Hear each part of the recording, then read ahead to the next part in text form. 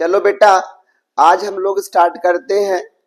यहाँ human physiology का एक नया टॉपिक है और इसमें सबसे पहले हम लोगों को देखना है कि ह्यूमन फिजियोलॉजी जो है हमारे नीट के अकॉर्डिंग आप देखें कितने मार्क्स का आता है।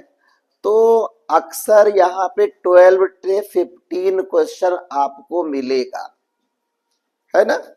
नीट में 12 से 15 क्वेश्चंस आपको देता है ह्यूमन फिजियोलॉजी।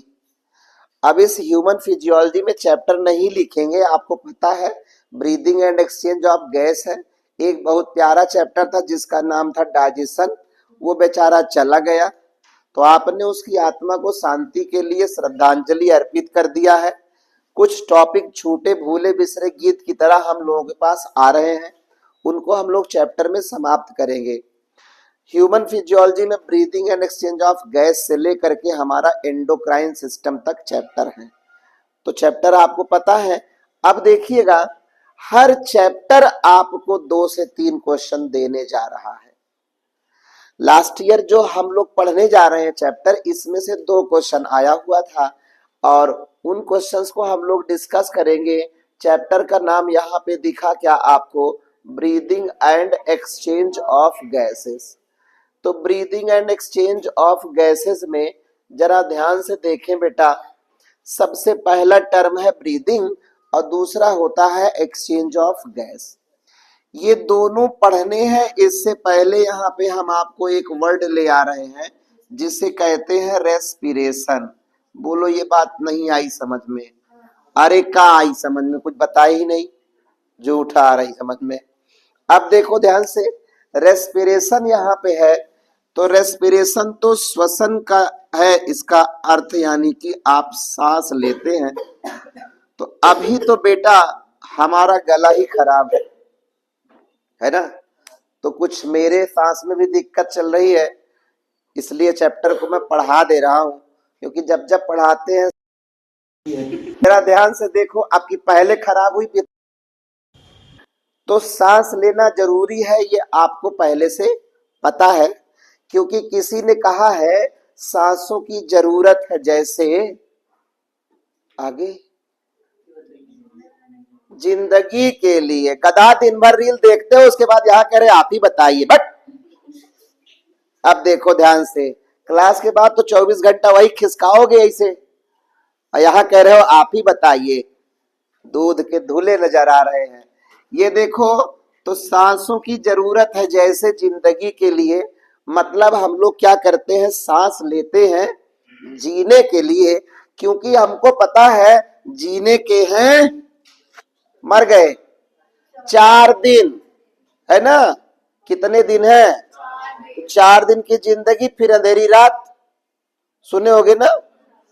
तो अब सोचो ध्यान से, उस जीवन को जी लो, क्योंकि जिंदगी ना मिलेगी दोबारा। बट आवाज नहीं है दोबारा। अरे पहले ही मर गए, जिंदगी पाने से पहले ही फायदा क्या हुआ जीने का? जियो जी भर के, क्या ले खत्म, जियो, हो गई पढ़ाई। जब बोल नहीं पा रहे हो क्लास के अंदर तो पढ़ोगे क्या? यही दशा है तुम्हारी। का भैया खाना नहीं खाए? ऐसे खाए हो? खाए तुम्हारे है, जोर से बोलो, खाए हैं। हाँ, अब देखो ध्यान से, चैप्टर चल रहा श्वसन पढ़ने वाला, जिसमें इंसान के अंदर दम होना चाहिए। देखो मेरा गला खराब, फिर भी मैं चिल्ला रहा हूं तुम्हारे सामने। इसका मतलब क्या?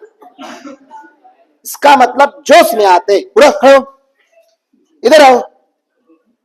अब देखो ध्यान से, ये आया, हाँ हाथ मिलाओ, एकदम टाइट होके हाथ मिलाया करो, इस तरीके से, है ना। मतलब अगर कोई कहे हाथ मिलाने के लिए, हाथ सर, ये अभी भी नहीं आया जोश, हाँ या ऐसे मिलाओ, चलो बस। मतलब आपको जोश में आना पड़ेगा, है ना।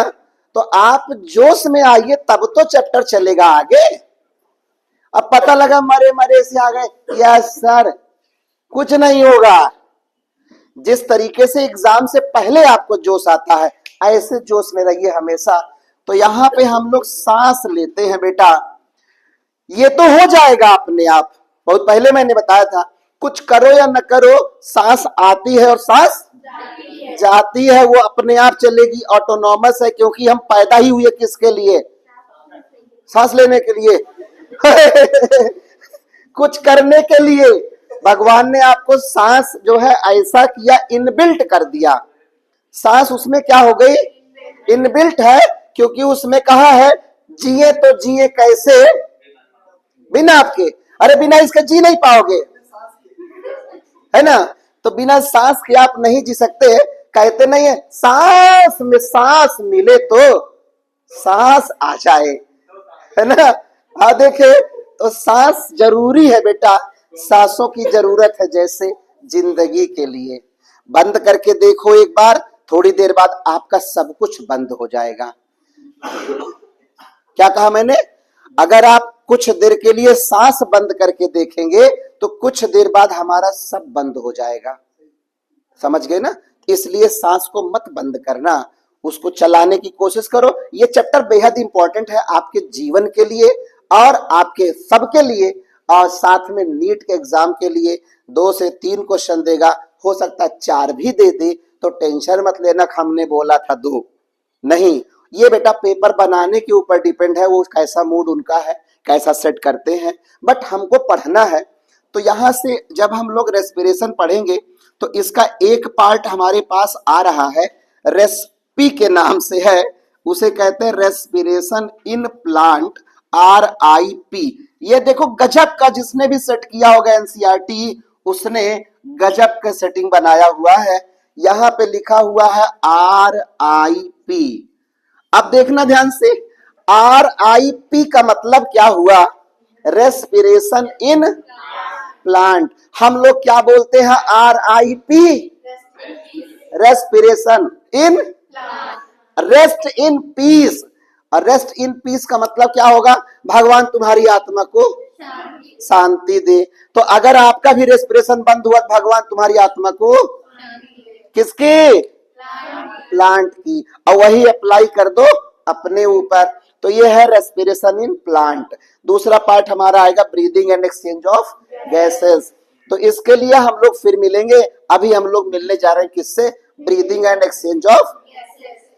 अब आपके सामने सवाल आता है, रेस्पिरेशन में हम लोग करते क्या हैं? तो रेस्पिरेशन में एक प्रोसेस होती है C6H12O6 plus 6O2 equal to, यहां से लेते हैं 6CO2 बेटा, अब प्लस 6H2O, अब प्लस आपके पास यहाँ पे एनर्जी रिलीज होती है। अभी आगे आपको बताएंगे यहाँ जो एनर्जी रिलीज होती है वो किस रूप में होती है बेटा, कैसे, कितनी होती है, सब बातें सीखेंगे। 36 होती, 38 होती है आगे अगले लेक्चर में। तो यहाँ पे ग्लूकोज हमारा जो है वो ब्रेक होता है, इसे कहते हैं ऑक्सीडेशन ऑफ ग्लूकोज। यहाँ पे ऑक्सीजन ऑक्सीडाइज करा रहा है और एनर्जी प्रोड्यूस हो रही है, इसे कहते हैं रेस्पिरेशन। तो oxidation of respiratory substrate glucose in the presence of CO2 oxygen. तो यहाँ पे क्या मिलेगा? CO2 और H2O निकल रहा है और ATP बन रही है, यही इसकी डेफिनेशन होती है। तो डेफिनेशन में अगर आप लिखना चाहेंगे तो oxidation of respiratory substrate to produce metabolic energy in the form of ATP called respiration. तो रेस्पिरेशन की डेफिनेशन समझ गए होंगे। इस डेफिनेशन के बाद हम लोग आते हैं रेस्पिरेशन के टाइप्स, जिन्हें पढ़ेंगे दूसरे वाले चैप्टर में। एक रेस्पिरेशन होता है फ्लोटिंग रेस्पिरेशन और दूसरा होता है प्रोटोप्लाज्मिक। डिस्कस करेंगे इस वाले टॉपिक में। अभी डिस्कस करने जा रहे हैं ब्रीदिंग और एक्सचेंज ऑफ गैस। तो यहाँ ब्रीदिंग और एक्सचेंज ऑफ गैस में देखेंगे रेस्पिरेशन के कुछ दूसरे टाइप्स होते हैं। अभी आपसे पूछेंगे ब्रीदिंग क्या होता है, उसको भी हम लोगों को चेक करना है। देखो एनसीईआरटी ने बोला कि ब्रीदिंग में जब आप O2 को लेते हैं, CO2 को देते हैं, तो ये जो प्रोसेस होती है इसी का नाम ब्रीदिंग होता है।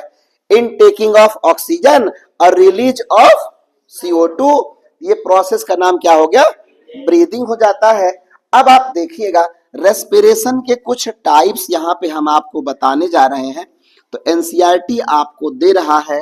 यहाँ पे टाइप्स में एक आता है हमारे पास, चलो हम नीचे से ले आते हैं। एक टाइप हम लोगों को मिलता है यहाँ पे, नाम है उसका फेरेंजियल रेस्पिरेशन। क्या होता है? फेरेंजियल रेस्पिरेशन होता है। अब फेरेंजियल रेस्पिरेशन के लिए दूसरा नाम कभी कभी आपको मिलेगा बक्को फेरेंजियल रेस्पिरेशन। बक्को फेरेंजियल रेस्पिरेशन हो जाएगा। और एक आपके पास आएगा क्यूटेनियस रेस्पिरेशन, ये है क्यूटेनियस रेस्पिरेशन। और दूसरा है बेटा यहाँ पे पल्मोनरी रेस्पिरेशन, पल्मोनरी रेस्पिरेशन। और ऐसे ही एक और आपके सामने ले आ रहे हैं, उसे कहते हैं ट्रैकियल रेस्पिरेशन। ये हो गया हमारे पास ट्रैकियल रेस्पिरेशन। जरा सोचिए, ये जो रेस्पिरेशन होता है इसमें हम देखेंगे किसके द्वारा होता है। तो यहाँ पे थ्रू गिल्स, किसके थ्रू हो रहा है? गिल्स के थ्रू हो रहा है। क्यूटेनियस वाला किसके थ्रू होता है बेटा? स्किन। और रेस्पिरेशन पल्मोनरी कैसे होता है? यहाँ पे हम लोग लिखेंगे लंग्स। और ये ट्रैकियल रेस्पिरेशन किसके थ्रू होता है? ट्रैकिया के थ्रू होता है। अब ट्रैकियल रेस्पिरेशन का जो एग्जाम्पल बड़ा प्यारा सा है, उसे आप क्या कहते हैं? कॉकरोच कहते हैं। लंग्स वाला रेस्पिरेशन आपको मिलेगा फ्रॉग में मिलेगा। और हम लोग कॉर्डेटा की बात करते हैं तो कॉर्डेट्स में अभी इस समय हम लोग पढ़ रहे हैं किसको? ह्यूमन को। तो यहाँ पे ह्यूमन की बात कर लिया, लंग से पल्मोनरी हो गया। स्किन से रेस्पिरेशन हमारे फ्रॉग में भी होता है और हमारा अर्थवॉर्म भी करता है यहाँ से रेस्पिरेशन।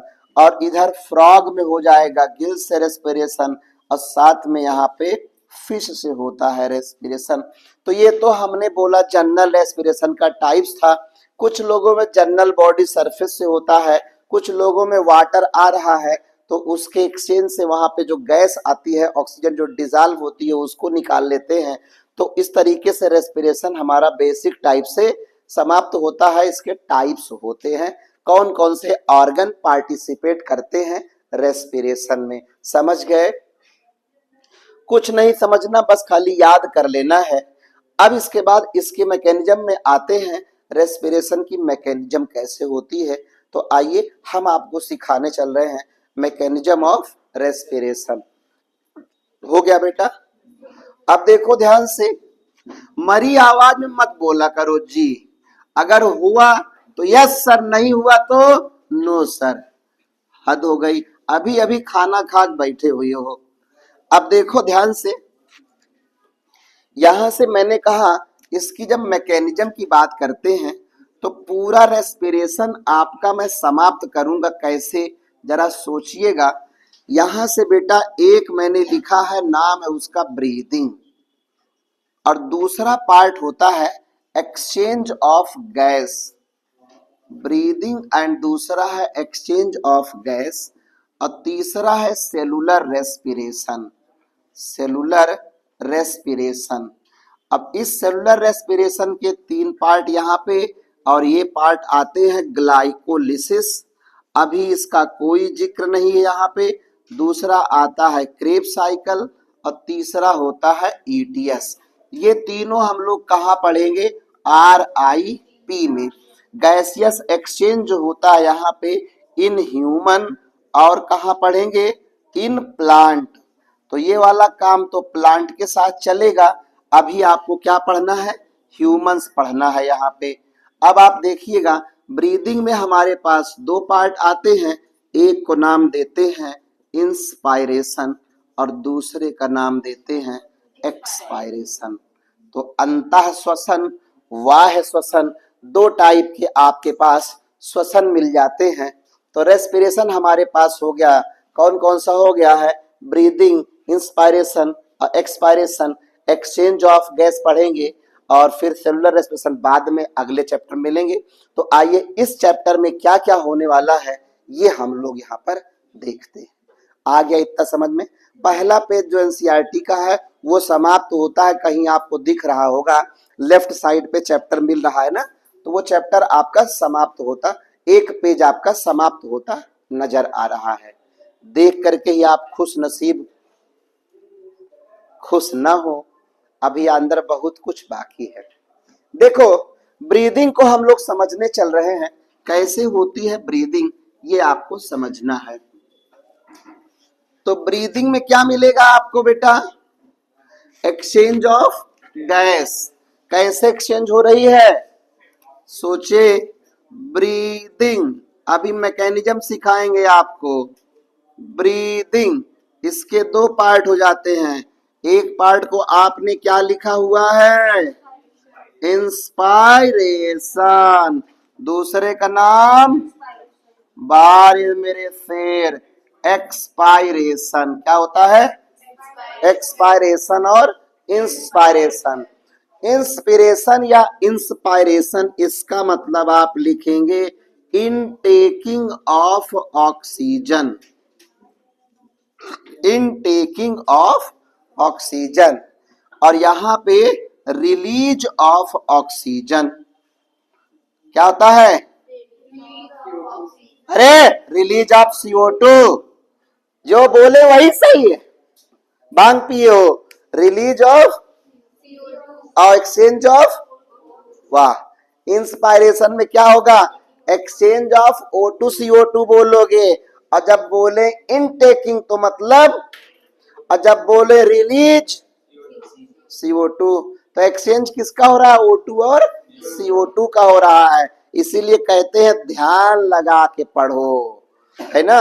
अब सोचो, बायोलॉजी में यहाँ एक पॉइंट लिखा रहेगा, इनटेकिंग के लिए लिखते हैं हम लोग, जरा ध्यान से देखो। Inhalation, inhalation of oxygen, inhale करना होता है। और दूसरा होता है एक्सहेलेशन, एक्सहेल करना होता है, एक्सहेलेशन ऑफ CO2। अब देखो ध्यान से क्या होता है। ये हो गया इनहेलेशन ऑफ O2 और ये रहा आपका रिलीज ऑफ CO2। हो गया, कोई टेंशन है? चले आगे, अगला क्या केस देखना है। अब हम लोग, कोई दिक्कत है यहाँ पे किसी को? क्या है? मैं पगला कहीं का, समझ गए ना, कोई दिक्कत थोड़ी ना है यहाँ से। अब देखो ध्यान से, इन टेकिंग ऑफ ऑक्सीजन, कई बार से बोल रहा हूं, चलो समझ जाया करो उतना। अब ये थोड़ी ना मुझको ये इन टेकिंग की स्पेलिंग नहीं आती है। अब देखो ध्यान से, ये रहा क्या? इंस्पायरेशन और एक्सपायरेशन हो गया। कोई टेंशन है? चलो वापस आते हैं। कैसे मैकेनिज्म होती है यही हम लोगों को देखना है। लेकिन इस मैकेनिज्म को देखने से पहले जरा आप एक झलक लगाओ उनके ऊपर जहां पर जो ऑर्गन पार्टिसिपेट करते हैं। तो थोड़ा सा हम लोग चलते हैं। देखो, रेस्पिरेटरी ऑर्गन अपने यहाँ जो है उसका नाम क्या है? लंग्स है। और लंग्स की स्टडी को हम लोग बोलते हैं pulmonology. Pulmonology means study of lungs. और आप क्या बनेंगे? पता ही नहीं, पता ही नहीं है, मुर्दा कहीं के। जब बनने क्या जा रहे हो तो क्या होगा? क्या है? पता लगा, अभी पूछ रहे हैं क्या बनने वाले हो तो शांत है। अब पढ़ाई का चले आ रहे हैं, मुंह उठाए।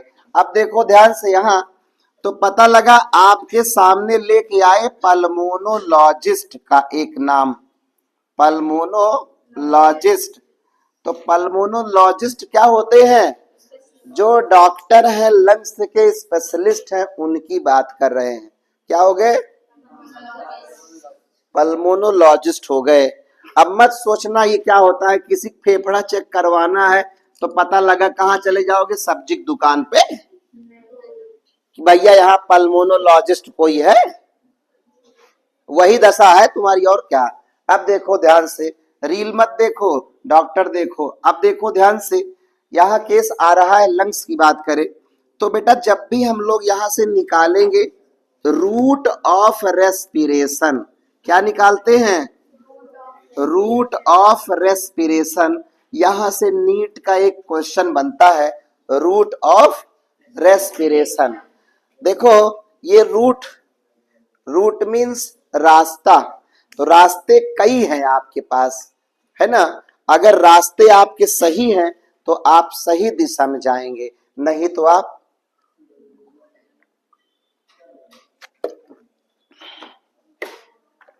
पहला रूट क्या है, यहां से सीखो। बॉडी में हमारे हर चीज का अपना एक रूट बना हुआ है, लेकिन आप उनसे सीखते नहीं हैं। अपनी बॉडी में सबका रूट है। भोजन खाओगे ना तो वो भी एक रूट में जाएगा। एलिमेंट्री कैनाल मुंह से निकल करके जाएगा अंदर और निकलेगा कहां से, एनस से, अंत समय में चला गया बाहर। तो उसका रूट है। सांस लेने का रूट है, ब्लड चलने का अपना एक रूट है, सबका अपना अपना एक रूट है, लेकिन आपके जीने का कोई रूट नहीं है ना। कभी इधर चला, कभी इधर चले, कभी इधर चले। कभी क्या लिए, कभी एक खरीद लिए PYQ किसी दूसरे की, तब तक कुछ और दिखा, कुछ और खरीद लिए। किसी ने कहा ऐसे तैयारी न करो, वैसे तैयारी करो, पता लगा दूसरा खरीद लिए। एक रूट पकड़ो और उस रूट में गधा, यहाँ पे एक नाम आता है, उसका नाम क्या है, NCERT। तो ये रूट आपका है बेटा। तो इस रूट को पकड़ करके चलो, शब्दों का चयन करो, छोटे छोटे चीजों को देखो। हाँ उल्टा हो गया। अब देखो ध्यान से, बहुत तेज पकड़ रहे हो। अब देखो NCERT, इससे कहते हैं कंसंट्रेशन। तो जैसे यहां देख रहे हो ना राजा, वैसे अभी चैप्टर के अंदर भी आपको देखना पड़ेगा। समझ गए ना। तो आओ इसको पकड़ो और इसको देखो। अब फुल फॉर्म नहीं पूछूंगा NCERT का, आधे को पता ही नहीं होगा। आओ देखे ध्यान से। और कहीं ऐसा पूछ लिया अगर नीट में ना, एब्रीविएशन ऑफ NCERT, तो हमें लगता है आधा भारत तो शांत रहेगा बच्चों का। ऐसे ही लोग सोचेंगे, मिलाएंगे, N से मतलब नेशनल होता है। अच्छा, तो ऐसे लोग मिलाएंगे कहां कहां हुआ, तो अब समस्या आएगी। याद कर लो। और रूट ऑफ रेस्पिरेशन की बात करते हैं। हे बेटा, सांस कहां से शुरू होती है, माउथ से, माउथ से, नाउथ से, नोज से स्टार्ट होती है। नोज से शुरू हुई और खत्म कहां हुई, ब्लड में खत्म हो गई है। अरे गई यहीं से तो आएगी भी यहीं से। अब देखो ध्यान से, नोज से आ रही है। यहाँ पे हम लोगों ने नोज का बाहरी सिरा जो है उसका नाम लिखा हुआ, यहाँ पे क्या, नॉस्ट्रिल की बात करते हैं। नॉस्ट्रिल से अंदर घुसते हैं तो आता है नेजल चैम्बर। बड़ा प्यारा सा नाम है, क्या आया, नेजल चैम्बर। और नेजल चैम्बर से अगर अंदरवा जब जाते हैं ना, तो उंगली करते हैं ना नाक में, कभी किए होगे। तो उंगली जब नोज में करे तो ऑक्सीजन जा रही है अंदर, तो जगह का नाम क्या हो गया, नेजल चैम्बर है वो। अब उस चैम्बर से ऑक्सीजन गई तो हमारे फेरिंग्स में जाके गिरती है, और उस फेरिंग्स को हम लोग प्रेम से कहते हैं नेजोफेरिंग्स। यही पार्ट आपका कटा हुआ है, क्योंकि मैं यहाँ शॉर्टकट में लिखने जा रहा हूं, मिटा दूंगा बाद में। जब आप अपनी बॉडी के माउथ को देखेंगे तो यहाँ फेरिंग्स में आपके पास 3 पार्ट दिखाई देगा। एक फेरिंग्स को हम बोलते हैं ओरोफेरिंग्स, दूसरे फेरिंग्स को नेजोफेरिंग्स, तीसरे को नहीं याद है, लैरिंगोफेरिंग्स कहते हैं। क्या कहते हैं, ओरोफेरिंग्स और लैरिंगोफेरिंग्स। समझ में आ गया, नहीं आया, थोड़ा सा ड्रॉ करते हैं अपना इंटरनेशनल फिगर, कुछ ऐसे दिख रहा है, याद करो। आया, तो अब सोचो फिगर बनाना है यहां से ऐसे। तो मुझसे अच्छा फिगर बनाना आता है मेरा एक पुराना स्टूडेंट है, उसने एक बार मुझसे कहा वीडियो देखने के बाद, सर आपने फिगर बनाना नहीं सीखा क्या। मैंने कहा बेटा हम बनाते तो बहुत कुछ है, लेकिन यहाँ आपको कुछ सिखाने आए हैं, फिगर सिखाने नहीं आए हैं, है ना। क्योंकि फिगर ड्राइंग पे नंबर आपको वहां नीट में नहीं मिलेगा। नीट में नंबर कहाँ मिलेगा, नीट में नंबर जिसने जितनी सही जगह पे गोला लगा दिया। तो अगर आपने सही सही पे गोली मार दी, सही निशाने पे गोली मार दिए हैं, मतलब सही निशाने पे गोला भर दिए हैं ना, तो आपको सही जगह पे क्या मिलेगा? Medical college. तो जितनी अच्छी बिंदिया होगी उतनी अच्छी क्या मिलेगी? बिंदिया वाली। अरे गधा, जब तुम कॉलेज जाओगे तब तो यहाँ पे जितना अच्छा कॉलेज होगा उतना अच्छा आपका हम सफर होगा। गधा, अब देखो ध्यान से, जितना अच्छा कॉलेज उतने अच्छे दोस्त और उतनी अच्छी जिंदगी और उतनी अच्छी शादी, सब एक जगह से डिसाइड है। याद कर लो, ये वो रास्ता नहीं है कि कमल में कीचड़ में कमल खिलता है। हाँ, तो ऐसा कुछ लोगों के साथ होता है। आप जितनी अच्छी करोगे तैयारी उतनी अच्छी आएगी आपकी रैंक, और उतना ही अच्छा मिलेगा आपको मेडिकल कॉलेज, और उतने अच्छे आपके पास आएंगे रिश्ते, और उतनी अच्छी आपकी होगी शादी, और उतनी अच्छी चलेगी आपकी जिंदगी, क्योंकि उतने ही अच्छे आपके होंगे दोस्त, और उतनी अच्छी होगी आपकी सोसाइटी, और उतनी ही अच्छी होगी आपकी इमेज, और उतनी ही अच्छी आपकी होगी मस्त मस्त जिंदगी। याद करो इस बात को।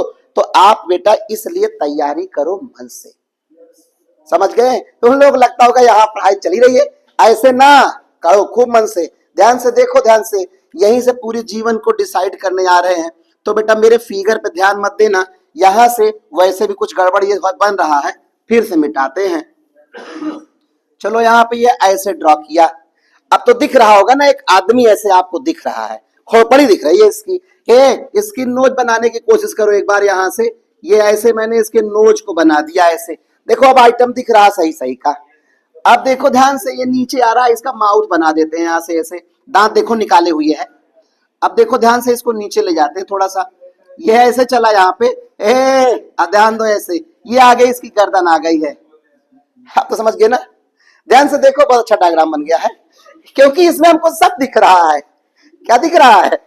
सब कुछ दिख रहा है। हे बेटा, ये देखो इसका नोज ऐसे आया ना, दोनों नाक नोज ऐसे चली आ रही, इसे खुल कहाँ रही है? अरे किसी जगह में खुलेगी? हाँ, ये देखो मुंह खुला, मुंह उठाए चले आ रहे हैं, कितनी कहाँ मुंह उठाए चले आए, है ना? अब देखो, अबे इसके नीचे आएगा वो, बत भूल जाओ दाढ़ी कहाँ है। देखो ध्यान से, ये आया, ये इसका फायरिंग, ये माउथ ओपन हो रहा है, ये नेजल चैम्बर ओपन हो रहा है। मैं उसे दिखा नहीं सकता हूं क्योंकि मेरे मुंह में क्या है, अब भगवान कृष्ण तो बनूंगा नहीं, मुंह खोल दूंगा तुमको सब दिखने लगेगा, पूरा विश्व दिखेगा, ब्रह्मांड दिखेगा नहीं। यहां से आपको इमेजिन करना है, जब आप मुंह खोलते हैं ना तो आपको लगेगा ना आपने खोला, तो ऊपर से जब नोज वाला पाउट ऐसे अंदर जा रहा ना, खींच नहीं, अबे जुकाम उकाम हुआ होगा, देखो चाउमीन अंदर जाती है। और क्या, बैठे लिख रहे थे, सुर सुर करें, आ रही है, खींचे जा रहे हैं, एक बार हमारे सट से नीचे चला गया, तो गया कहां? सबसे पहले माउथ में आया ना वो। भैया सबको स्वाद पता है, लेकिन सोच रहे हम बोले, हम क्यों बोले? अपना स्वाद तुम लो। अब देखो ध्यान से, ओ कैसा होता है, सॉल्टी टेस्ट होता है।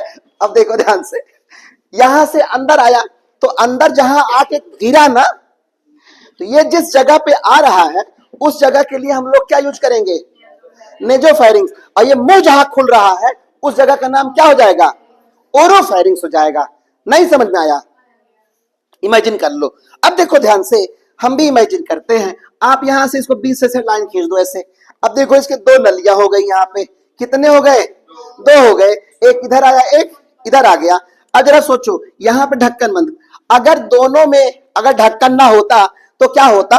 एक आदमी को क्या कर दो, उल्टा लटका दो ऐसे, ऐसे करके ऐसे कर दो। अब बताओ इसका क्या हाल होगा? माल बाहर आ जाएगा। अरे वो तो जेब में है। ये देखो, ये माल है ना, इसमें क्या भरा हुआ है? मान लो ये आदमी है, क्या है? पलट दो इसको, पलट गया ना। अगर ये ढक्कन को हम खोल दें ऐसे ऐसे, अब इसका क्या हाल होगा? ये ऐसे गिरना स्टार्ट हो जाएगा ना। अब सोचो, ये आया, बंद कर दिया इसको, तो अब ये सोचो पानी इसका बाहर आ रहा है जस्ट किससे? वाल्व। आपने एक वाल्व बंद कर रखा है, इसलिए वहां से पानी नहीं आ रहा है। तो अपने पास भी क्या होता है, यहाँ पे एक छोटा सा नन्हा सा प्यारा सा क्या होता है, वॉल। इसको हम लोग यहाँ पे ढक्कन बोल देते हैं, हिंदी में वॉल्व कहते हैं। अब सोचो ध्यान से, ये वाली जगह जो होती है अंदर, कभी किसी की मौत की हो गर्दन दबा के देखे हो, गला दबा देते हैं। अब बताओ गला आओ, अब देखो ध्यान से, अगर क्या होता है हम किसी का गला दबाएं, पहले से दबा के रखे हुई हो, ध्यान से देखो, आप ये सोचो, ये है जो भी है इनका नाम, यहां से अगर हम इनका गला इधर से दबाएंगे, ऐसे खड़े हो बेटा साइड से, ये देखो साइड से, ये इनका बैक पोर्शन है और ये इनका क्या है, आगे वाला। हम कहें कि आप इनकी मौत कर मारेंगे, इनको कैसे मारेंगे, इधर दबाएंगे या इधर दबाएंगे, लोग आगे दबाते हैं, है ना, आगे दबाएंगे तब वो मरेंगे। यहां से जाओ, जिंदा रहो, खुश रहो, आबाद रहो। अब देखो ध्यान से, चाहे यहां रहो चाहे इलाहाबाद रहो, अब देखो ध्यान से, ये रहा क्या, ट्रैकिया। कौन है ट्रैकिया, आगे की तरफ वाला पोर्शन है। तो अब आप याद रख लेंगे, आगे क्या मिलेगा आपको, आगे वाली ट्यूब जो मिलेगी उसका नाम क्या होता है, ट्रैकिया को हम प्यार से क्या बोलेंगे, विंड पाइप बोलते हैं, ना समझे, ट्रैकिया क्या बोलेंगे।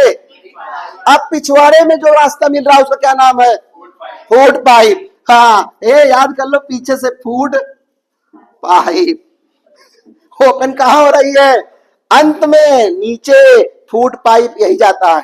कैसे जाएगा, सरसों एलिमेंट्री कैनाल का होते हुए रेक्टम का पोर्शन चला आया, तो पीछे से ही जा रहा है। अब यहाँ देखो, आगे आपके पास ट्रैकिया आ गया। हे भैया, इस वाले ढक्कन का नाम सोच लो, इस वाले वॉल्व को हम लोग बोलते हैं क्या, गलेट, क्या बोलेंगे, और इस वाले को बोलते क्या, कहां लिखे जगह, यहां से लिख दो ग्लॉटिस। इसका नाम क्या हो गया, ग्लॉटिस। इस ग्लॉटिस के ऊपर एक कार्टिलेजिनस फ्लैप होता है उसका, और उसको नाम देते हैं हम लोग क्या, एपिग्लॉटिस नाम देते हैं। यहां से उसका नाम क्या हो जाता है, एपिग्लॉटिस हो जाता है। अगर हम इसको ऐसे ढक्कन से बंद कर दें तो इसके लिए हम लोग टर्म यूज करेंगे, क्या यूज करेंगे बोला, यहां से ले आए एपिग्लॉटिस। तो बेटा यहां से एपिग्लॉटिस आपने यूज कर दिया है, एपिग्लॉटिस, ग्लॉटिस और गलेट आ चुका है। कोई समस्या है, नहीं है। ध्यान से देखो, इसी ग्लॉटिस के नीचे चले आओ, छोटा सा एक यहां से दिखा रहे स्ट्रक्चर, और इस स्ट्रक्चर के लिए हमने एक नाम दिया जिसे कहते हैं साउंड बॉक्स। इसका नाम आएगा साउंड बॉक्स। इसको हम लोग प्यार से बोलते हैं लैरिंग्स। नाम समझ गए होगे शायद आप, लैरिंग्स हो गया। अगर आपसे पूछा है बर्ड में साउंड बॉक्स का नाम क्या होता है, तो लैरिंग्स जगह आप सेरिंग्स कर देंगे। बर्ड में नाम क्या मिलेगा, लैरिंग्स जगह सेरिंग्स मिलेगा। तो यहाँ पे साउंड बॉक्स हो गया, यहीं से हमारा साउंड बॉक्स। तो साउंड बॉक्स लैरिंग्स जब ओपन होता है, तो लैरिंग्स जिस जगह पे ओपन होता है उस जगह को हम क्या कहते हैं, यहाँ पे एक पोर्शन चला आया इसके ओपनिंग वाला, इस ओपनिंग के पोर्शन को आपने यहां से नाम दिया है, इसे कहते हैं लैरिंगो फेरिंग्स कहते हैं। अब तो समझ गए होगे, नहीं समझे, क्या क्या मिला आपके पास, एपिग्लॉटिस, एपिग्लॉटिस के ऊपर क्या मिलेगा, नीचे ग्लॉटिस, और उसके बगल में क्या मिलेगा, गलेट। तो ये वाला ढक्कन है, जब हम लोग खाना निगलते हैं, at the time of the swallowing, glottis gullet open and bolus enter inside the esophagus। जब खाना निगलते हैं तो खाना कहाँ चला जाता है, ईसोफेगस में आता है। फूड पाइप का दूसरा नाम सोच रहे होंगे कौन सा नाम ले लिया, हे भगवान, ईसोफेगस। बोलो भैया, खाना चलाया कहाँ पे, ईसोफेगस में। हवा कहाँ चली गई, विंड पाइप में चली गई। कभी कभी इत्तेफाक से जाने अनजाने में कुछ लोग मिल जाते हैं, उनमें से कुछ याद रह जाते हैं और कुछ भूल जाते हैं ना। वो यहाँ अप्लाई करो, जाने अनजाने में कभी गलती से आप ले रहे हैं क्या, पानी पी रहे हैं, और अब जब पानी पिए तो क्या कहे, ढक ढक ढक ढक पी रहे पानी। कहा जा रहा है, जैसे पानी आप पी रहे, पानी जा रहा होता तब बगल वाले ने किसी ने उंगली कर दी, हंसने लगे, आवाज आई और पानी आपका कहां चला गया, बाहर आ गया है, नोज से बाहर आ रहा है। हम लोग कहते हैं छिछनी चली गई है उसको। तो जब बाहर पानी आ रहा था, क्यों आ रहा था, जरा सोचो।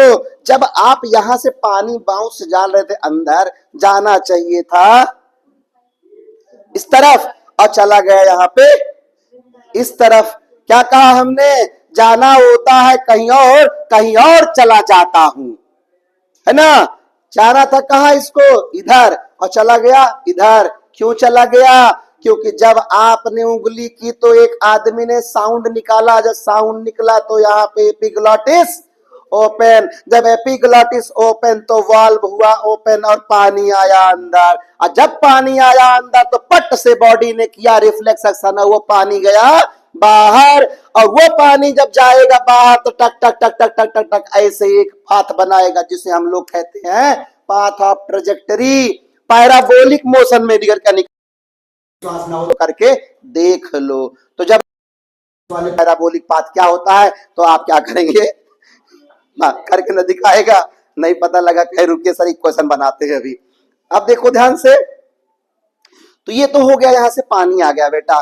खैर चलिए, कभी कभी क्या होता है, कभी कभी यही जाकर के फूड पार्टिकल्स या वाटर हमारे लंग्स के सराउंडिंग में आ जाता है। जगह नहीं मेरे पास, मैं अभी दूसरे स्टेप में बताऊंगा आपको।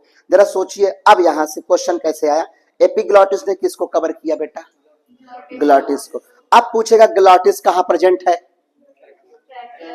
ट्रैकिया में प्रेजेंट है ना, और गलेट कहां पे है, फूड पाइप में है। ये क्या कर रहे हैं बेटा, एंट्री को रोक रहे हैं ना। तो आदमी जब पलटोगे ना तो खाना नहीं आएगा बाहर, क्योंकि नीचे भी और भी ढक्कन है, समझ गए, वो बंद हो जाते हैं, प्रेशर पड़ेगा तब खुलेंगे वो। ध्यान देना, प्रेशर से खुलते हैं, जिधर से मारेंगे प्रेशर उसके अपोजिट डायरेक्शन में ओपन हो जाएगा। तो कभी कभी वोमिटिंग में निकल भी आता है, तो प्रेशर से ही होता है।